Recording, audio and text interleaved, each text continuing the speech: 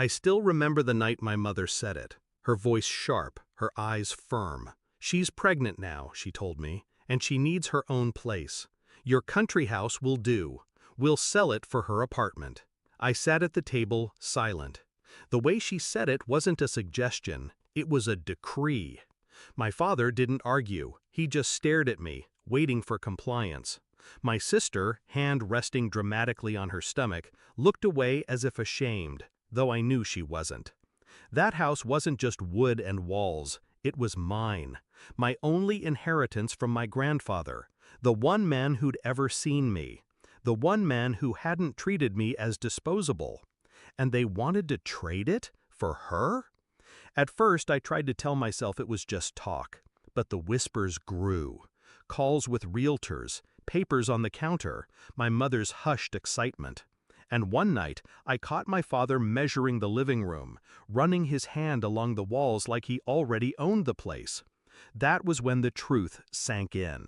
They weren't asking, they were taking. The betrayal burned, but I didn't lash out. No screaming, no pleading. I had learned long ago that emotions fed them power. Instead, I grew quiet, calculating. I started digging through old records, ownership papers, deeds, every dusty file my grandfather had left me. And with every page, my mind sharpened. The house was fully in my name, no joint claim, no loophole for them to exploit, which meant one thing. Their plan depended on my silence.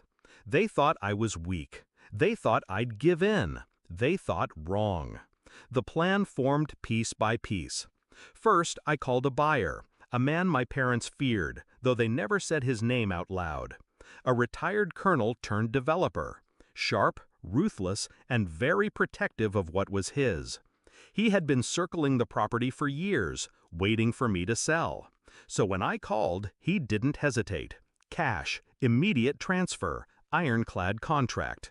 By the end of the week, the deed was gone from my hands, tucked safely into his vault of assets.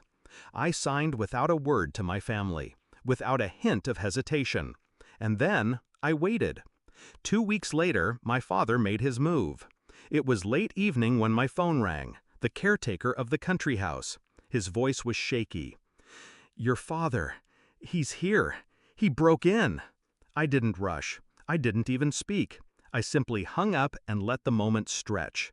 Minutes later, another call, this time from the colonel's man.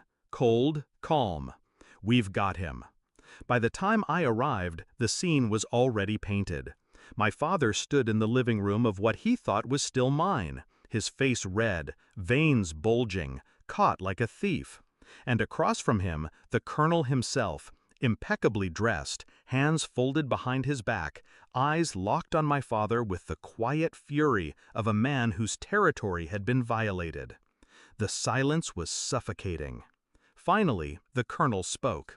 "This house isn't your son's anymore." His voice was low, steady. "It's mine. You broke into my property." My father's face drained of color. That was when I stepped inside. Calm, controlled. "Dad," I said softly, "what are you doing here?" His mouth opened, but no words came. My mother, beside him, trembled.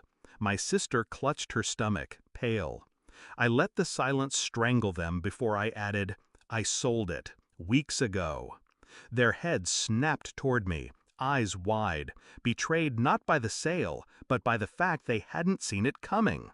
The colonel turned his gaze to them slowly. "You see, I don't tolerate thieves." It was a masterpiece of timing.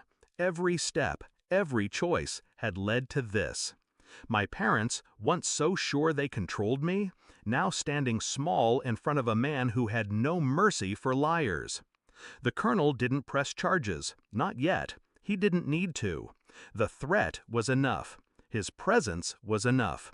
My parents left that night shaken, stripped of their illusion of power. And me? I stood in the shadows, watching the empire they tried to build on my inheritance crumble in their hands. Afterward, they avoided the subject of the house. My mother never mentioned apartments again. My father never dared raise his voice. My sister, for once, stopped looking at me as if I owed her the world. They finally understood. I wasn't their pawn. I was the one moving the pieces. Now, when I think back, I don't feel guilt. I don't feel pity. I feel free. Because sometimes revenge isn't loud. It isn't violent. It's silent, calculated, precise. And the sweetest part isn't watching them fall. It's making sure they know I was the one who cut the ground from beneath them, while smiling as if it had been inevitable all along.